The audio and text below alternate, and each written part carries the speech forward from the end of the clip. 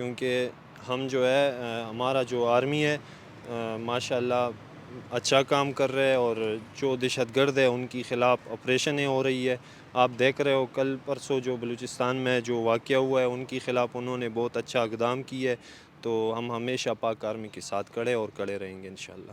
آج اگر افواج پاکستان نہ ہوتی تو انڈیا ہمارے ملک کے اوپر کب کا قبضہ کر لیتا ہوتا۔ یعنی سب سے بڑی وجہ یہ ہے کہ 28 مئی 1998 کو جب ایٹمی دھماکے ہوئے تو امریکی صدر بل کلنٹن نے میاں نواز شریف صاحب کو کھربوں روپے کی پیشکش کی کہ آپ ایٹمی دھماکے نہ کریں، ہندوستان نے تو کر لیے۔ تو پاکستان یعنی اسلامی ریاست کی 7ویں ایٹمی طاقت ہے، اور افواج پاکستان کو میں خراج عقیدت پیش کرتا ہوں۔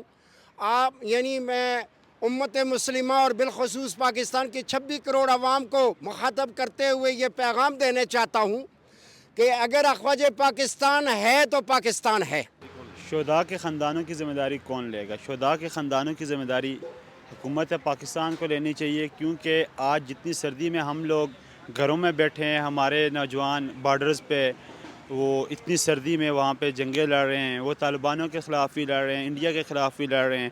اگر کل کو کسی بھی محاذ پہ انہیں ہماری ضرورت پڑی، انڈیا کے خلاف پڑے چاہے طالبان کے خلاف پڑے، تو ہم اپنے پاکستان پاک فوج کے ساتھ کھڑے ہیں۔ پاک فوج زندہ باد۔ دہشت گردوں کے خلاف نتائج رہے ہیں کہ حالیہ عمل میں ہمارے 30 سے زیادہ فوج جو ہے وہ شہید ہوئی ہے، 150 سے زیادہ جو ہے وہ دہشت گرد مارے گئے۔